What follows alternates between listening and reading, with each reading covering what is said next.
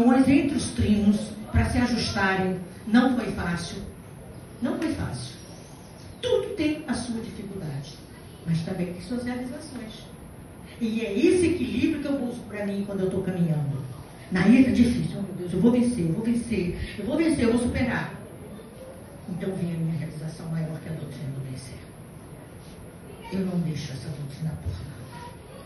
Eu quero, em nome de Pai Seta Branca, eu quero desencarnar dentro do vale do amanhecer, nesta doutrina do amanhecer. Eu sei o que eu quero e saibam o que querem. Não tenha dúvidas. Hoje você está com seu marido, amanhã você parar, mas não deixa a doutrina não tem nada a ver com isso. Isso é uma coisa pessoal, kármica, individual. A doutrina, ela é a fé. Ela é Pai Seta Branca, ela é Mãe Yara. Ela é seus mentores que você incorpora, que você faz o batalhar. Você vê o fenômeno de uma incorporação quando você é um doutrinador ou uma doutrinadora, faz o batalhar e ele sai do corpo daquela pessoa. E você vê que aquela pessoa melhora e vocês estão obsediados. Isso é fé. Isso é amor. Isso é fenômeno da natureza. É o fenômeno que nós encontramos nessa doutrina do amanhecer. Então, nessa doutrina não tem tempo para ficar de conversinha. É ser ou não ser. Ou você é ou você não é. E se você não é, então, por favor, busque uma doutrina que não tenha tantas emissões, que não tenha tanta hierarquia, que o homem que manda. E tem nível que fala para ele, daí você dessa doutrina, que é que só o homem que manda, que doutrina machista é essa? Eu falei, minha irmã, infelizmente você não entendeu. Mas se é seu desejo, é a sua realização mesmo. É o que você quer, faça o que você quer. Mas eu quero dizer a vocês, meus mestres doutrinadores, que a tia Neiva deixou a figura feminina ao lado do mestre, para que possamos, unidos, num só pensamento e num só coração, traçar o mesmo objetivo. Porque eu e meu mestre traçamos o nosso objetivo, o nosso foco maior foi levar a doutrina aonde precisasse dela. Ele hoje partiu. Eu fiquei muito perdida porque era tudo. Beto foi tudo para mim. Porém, eu sabendo que ele também me deixou e fui indicada por Nestor e por Michel para ser uma primeira, eu tinha que olhar para trás e ver as missionárias e ouvir tudo o que estava acontecendo. Por quê? Em 2017 eu perdi a minha mãe em maio, eu perdi a minha irmã mais velha em agosto, eu perdi o Beto em dezembro. Um ano depois eu perdi minha outra irmã, em novembro eu perdi o meu outro irmão mais velho. Em 2019 eu perdi uma outra irmã minha. Eu perdi toda a minha família. Toda. Eu só tenho um irmão vivo hoje. O restante não tenho mais. E sobrinhos e sobrinhas. E eu também olhei para trás e vi que eu tinha perdido a convivência com as minhas irmãs, com meu pai, com a minha mãe, porque eu estava na doutrina do amanhecer. E tudo que eu faço por dedicação. Eu amo esta doutrina, então eu faço. Se me entrega um compromisso, eu vou cumprir. E eu vou buscar forças, às vezes eu não tenho, mas eu busco amigos, amigas, irmãs, missionários e missionárias que possam somar comigo e dar conta do recado. O Beto disse, eu vou receber o povo do templo externo aqui no Templo Mãe para uma escalada no 1º de maio, na consagração de adjunto e componente, e você vai servir alimentação para o povo. Então eu fiquei assim, Beto, é muita coisa. Ele falou, é muita gente. Ele falou, pois é. Então, Beto, eu sei da sua capacidade, vai e faça. Então eu acredito na missionária. Eu acredito na minha irmã missionária que sabe o que quer e que sabe fazer.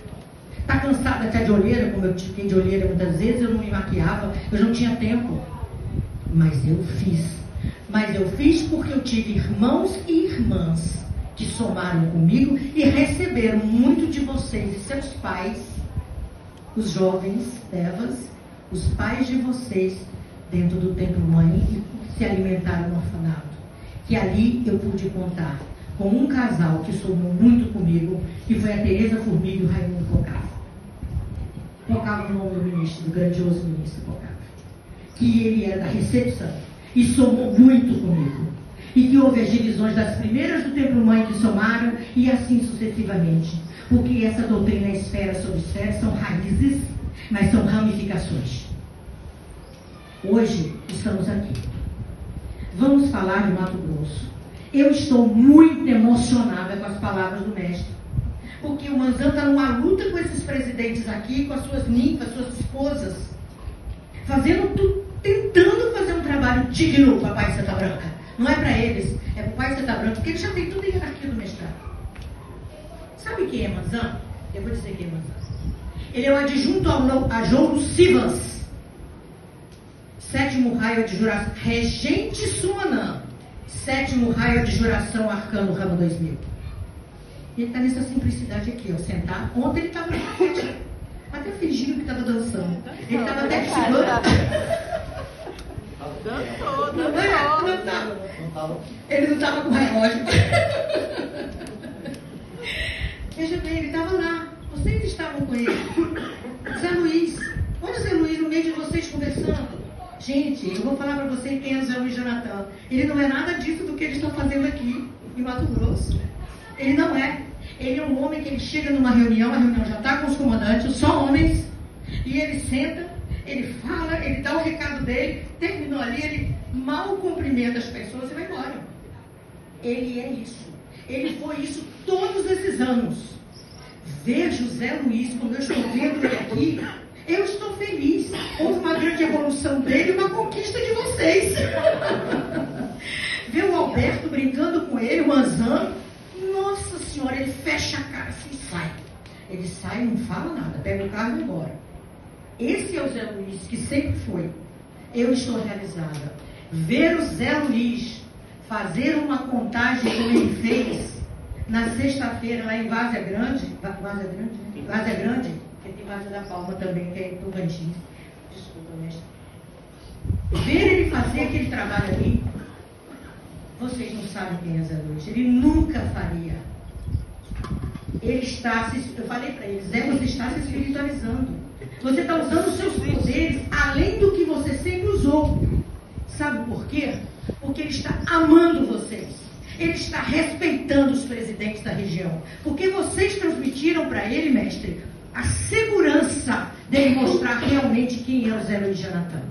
O grandioso ministro Jonathan. E a figura da pessoa do mestre. Então, vocês deram a ele essa segurança para ele mostrar quem ele é, na essência. Eu estou muito feliz. Ver o Zé Luiz assim me traz felicidade, porque a tia Neiva amava Zé Luiz. A tia Neiva diferenciava Zé Luiz dos demais.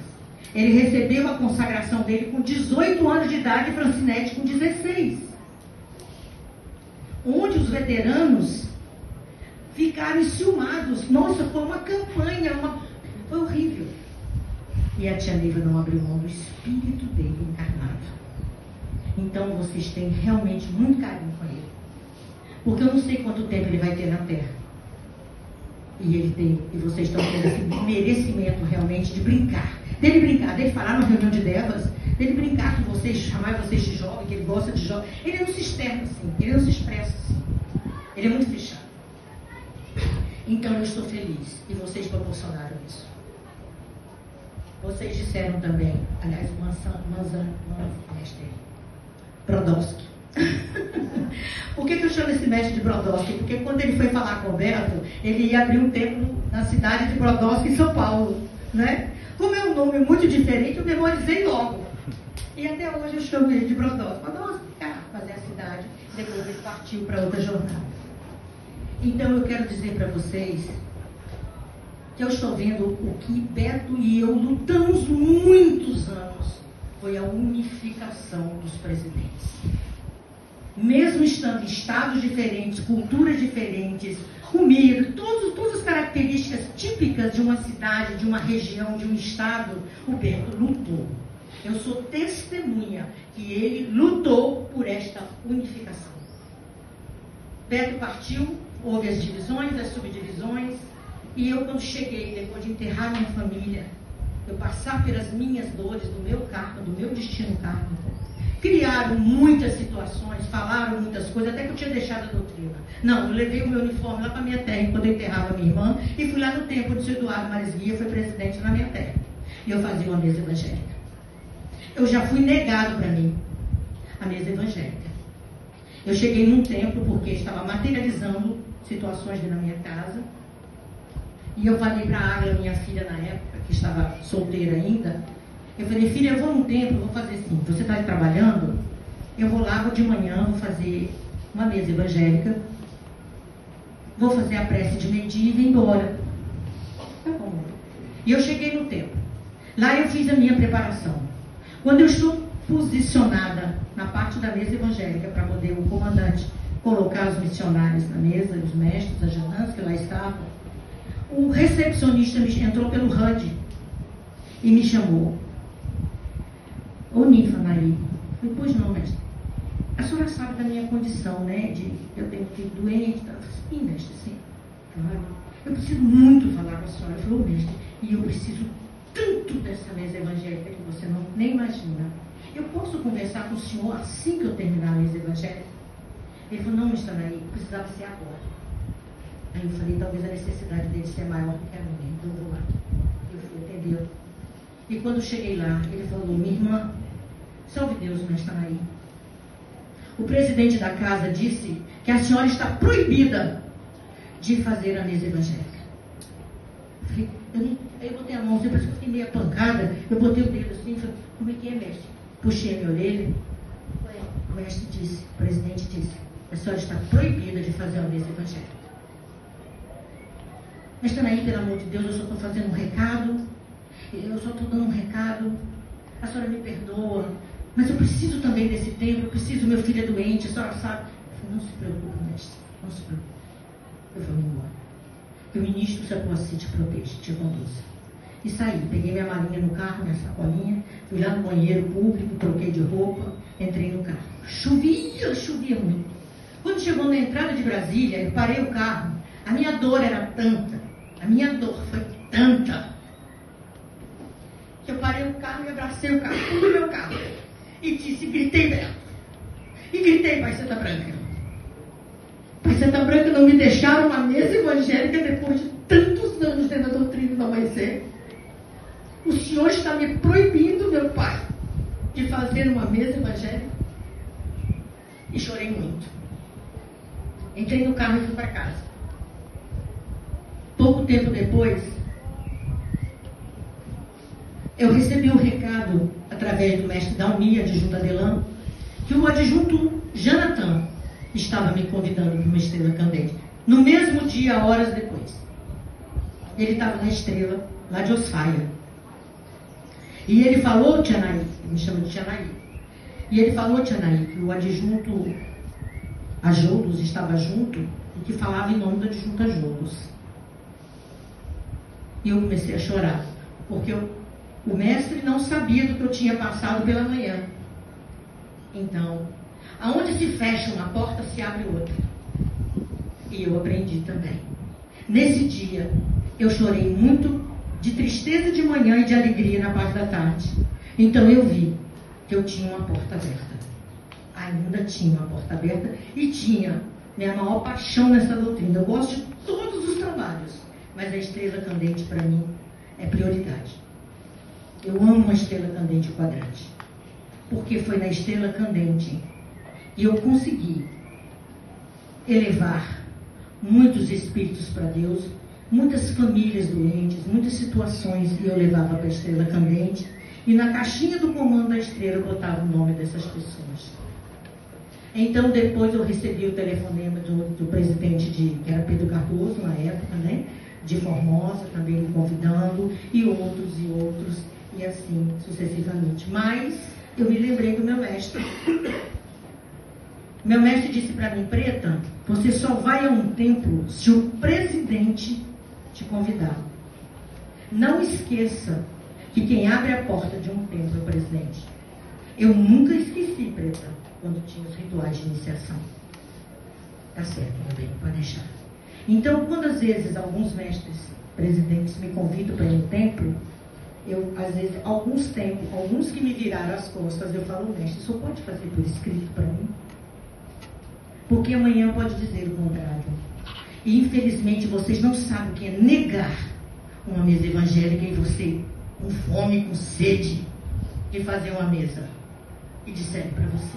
Então nunca negue. O que Zé Luiz falou aqui de grosseria, maus tratos a uma missionária, a um jaguar que está chegando, dizer um não pode, não faça. É muito difícil, é muito cruel para quem está precisando. Como eu precisei de uma mesa evangélica e não tive. Muitos vêm de longe do nosso povo, precisando de uma mesa evangélica, precisando de um abraço. Um abraço. Não é? E às vezes é mal interpretado. Então eu vejo que abrir caminho para o mestre passar, eu tive como primeira Nietzscheana neste amanhecer. Servir ao mestrado, eu pude servir na oportunidade com a tia Neiva como samaritana. Servir a condição da consagração, da iniciação da Agostinho, aprender os castelos, fazer a cultura de incorporar o pai. E servir, que ainda não existia as falanges missionárias, existia só Nietzscheana e Mago, a tia Neiva me colocou para servir o vinho dentro do castelo do Apará, de iniciação. Hoje definiu-se que é da Agostinho do Sol, mas na época não tinha essa definição. Então a tia Neiva já foi me preparando na época para caminhar ao lado do Trina, já dando esse sacerdócio e levar todo esse mestrado, levar todos os rituais do mestrado. E a gente só aprende fazendo. Porque a gente bota no papel, a gente interpreta diferente. E assim não, a tia Neiva, ela que fazia a incorporação, ela que comandava o Castelo da Pará. Só que, como eu era ninfa-lua, ela não permitia que eu entregasse o vinho ao iniciando. Eu entregava a tia Neiva e a tia Neiva entregava ao iniciando. Fiz muitos anos. Depois ela me fez a cultura, ela incorporou o pai, ela passou mal, estava passando mal, colocou a Ivone, a primeira esposa do Nestor. Aí ela veio ao desencarno. A tia Neiva me preparou para fazer a cultura. E ela me preparou para receber o pai e Santa Branca no Templo Mãe. Eu sou uma privilegiada, minhas irmãs e meus irmãos. Eu reconheço que sou uma privilegiada. Por isso que eu falo, obstáculos, muitos, mas grandes realizações. Você vê que a sua vida vai mudar. Você vê que você é capaz, você pode, você dá conta. Está difícil, mas não é impossível. Você vai e faz. Confia, acredita no seu mentor. Então a tia Neiva me colocou na parte externa de uma iniciação da Agostinho. Tia Neiva trouxe uma lei que diz que a parte externa teria que estar de luva, de pente, ou indumentária vermelha. Nos tempos externos, eu falei para Beto, é muito difícil. Às vezes mal consegue fazer uma indumentária de falange e com muito sacrifício. Então eu acho que a corte que vai poderia usar a indumentária como a tia Neiva quer, mas nós não poderíamos tirar a missionária. Jamais eu vou tirar uma missionária, jamais. Eu sou missionária de Baía Branca. E vocês também são, nós somos. E os que estão chegando também. E que merecem o nosso ectoplasma, o nosso carinho. Então, o Beto permitiu que as ninfas de falange missionária pudessem fazer parte da corte. Então, depois que a tia Neiva desencarna no Templo Mãe, a Carmen Lúcia e a Dilsa do Caldeira acham conveniente tirar o peito e a luva. Salve Deus. Aí eu já estava no Templo Externo, já não fazia parte do Templo Mãe. Quando a tia Neiva me preparou para a elevação de espada, ela colocou eu e a Terezinha do Raul, a primeira esposa do Raul, para representá-la, e colocou a Carmen Lúcia e a Vera Lúcia para representar a Pítia. Então, a tia Neiva colocou nós duas para quê? Para que eu aprendesse e que depois eu iria partir para o Templo Externo e a Terezinha ficou no Templo Mãe. Então eu falei, Beto, mas lá é a Carmen Lúcia e a Vera Lúcia, como vai fazer? Eu falei, a ninfa do presidente, quem pode mais, pode menos, Beto. A ninfa do presidente, ela é tudo no templo lá do mestre. Então a ninfa do presidente deve ser representar Pítia. Então assim fizemos no Templo Externo. Então veio, Beto desencarnou, veio o Trino Sumanã. E o Trino Sumanã, ele não